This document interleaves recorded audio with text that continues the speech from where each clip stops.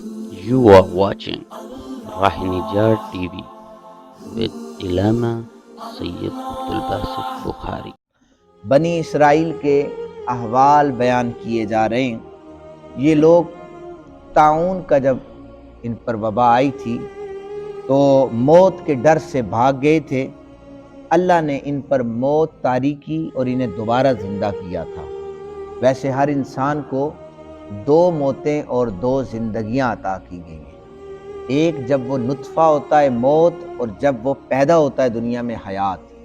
اسی طرح جب دنیا سے جاتا ہے وہ موت، اور بروز محشر جب اٹھایا جائے گا یہ حیات۔ لیکن یہ ایسے لوگ تھے کہ جنہیں اللہ نے 3 موتیں عطا کی ہیں اور 3 زندگیاں عطا کی ہیں۔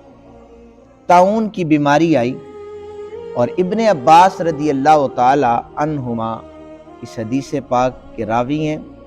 لوگوں کی تعداد 4000 بھی بتائی جاتی ہے، اور پھر بیان کیا گیا کہ اس شہر میں ایک شہر ہے جس کا نام ہے داوردان، اس شہر کا نام ہے۔ اس شہر سے جب طاعون آیا تو لوگ بھاگ گئے، کچھ وہیں پر رہے، کچھ بھاگ گئے۔ تو جو بھاگنے والے تھے وہ بچ گئے، اور جو وہاں پر تھے ان میں سے کچھ بچے اور کچھ مر گئے۔ موت چونکہ اللہ کی طرف سے ہے۔ جب وہ واپس آئے نا بھاگنے والے، تو اس وقت جو پیچھے رہ گئے تھے کہنے لگے ہمارے بھائی کتنے سمجھدار ہیں کہ وہ بیماری کے وقت چلے گئے، اگر اب دوبارہ طاعون آیا تو ہم بھی ان کے ساتھ چلے جائیں گے، ہم بھی یہاں سے نکل جائیں گے۔ وہ کہتے تھے کاش ہم بھی بچ جاتے، ہمارے بھائیوں کو نقصان نہ ہوتا۔ اگلے سال دوبارہ طاعون آ گیا، فوراً آیا، اللہ تعالیٰ نے امتحان لینا تھا۔ اس دفعہ سب لوگ بھاگ کر جو رہ گئے تھے پہلے والے وہ بھی سارے، اس دفعہ ان کی تعداد 30,000 کے قریب تھی، اور پہاڑوں کے ایک درمیان ایک وادی تھی، وہاں پر جا کر رک گئے کہ یہاں پر طاعون آباد ہو گئے۔ وہاں پر اللہ رب ذوالجلال نے ان کے پاس 2 فرشتوں کو بھیجا، ایک فرشتہ اوپر کھڑا ہوا، ایک اس پہاڑ کے شروع میں کھڑا ہوا۔ فرشتوں نے ان کو ندا دی اور کہا مر جاؤ، سارے کے سارے مر گئے۔ پھر جب تک اللہ نے چاہا وہ اسی طرح مردہ حالت میں رہے۔ پھر وہاں سے اللہ کے نبی حضرت حزقیل علیہ السلام کا گزر ہوا۔ یہ نام بھی نیا ہوگا، یہ واقعہ بھی نیا ہوگا۔ حضرت حزقیل علیہ السلام یہ اللہ کے پیغمبر تھے۔ انہوں نے ساری ہڈیوں کو دیکھا وہاں پر بوسیدہ حالت میں، حیران ہو گئے۔ اللہ تعالیٰ نے ان کی طرف وحی کا نزول فرمایا ندا دے کر کہو اے ہڈیوں جمع ہو جاؤ ایک جگہ پر۔ انہوں نے ندا دی تو ساری ہڈیاں ایک جگہ پر جمع ہو گئی، اور ہر ہڈی جسم کی صورت میں ایک دوسرے کے ساتھ جڑ گئی۔ اب رب ذوالجلال نے پھر فرمایا میرے نبی پیغمبر تم پھر ان کو یہ کہو کہ ان پر گوشت چڑھ جائے۔ انہوں نے پھر ندا دی، جتنے لوگ تھے ان کی ہڈیوں پر گوشت داخل ہو گیا، جسم کی صورت ہو گئی۔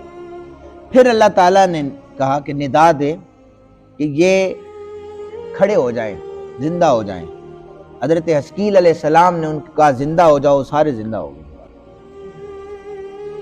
اب وہ جب زندہ ہوئے ان کی زبانوں پر بے اختیار جاری تھا سبحانک لا الہ الا انت۔ پھر وہ اپنے شہروں کی طرف چلے گئے، وہاں رہنے لگے، لیکن جب بھی کوئی لباس پہنتے تھے تو وہ کفن کی صورت اختیار کر لیتا تھا۔ یہ ان کی پوری زندگی میں ایسا ہی رہا۔ دیکھنے والا سمجھ جاتا تھا کہ یہ مر چکے ہیں، لیکن جو طبعی موت ہے نا، جو وقت تعین ہے وقت کا، وہ وقت ابھی پورا نہیں ہوا، اس وقت تک یہ اسی طرح رہیں گے۔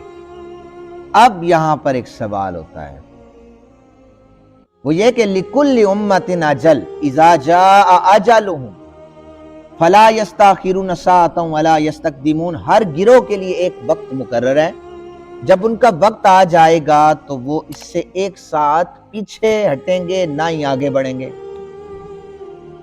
طاعون سے بھاگنے والے ان لوگوں کو وقت سے پہلے موت کیوں آئی؟ ایک سوال ہے۔ قرآن کہتا ہے وقت مقرر ہے، ان کا مقررہ وقت آیا ہی کوئی نہیں، اللہ نے پہلے موت عطا کر دی ہے۔ تو فرمایا یہ جو موت طبعی طور پر آئے گی وہ اپنی جگہ پر ہے، اس کو ہم نے نہیں لایا، وقت کو نہیں چینج دیا، یہ انہیں طاعون سے بھاگنے کی سزا کے طور پر جو ہے ہم نے موت طاری کر دی۔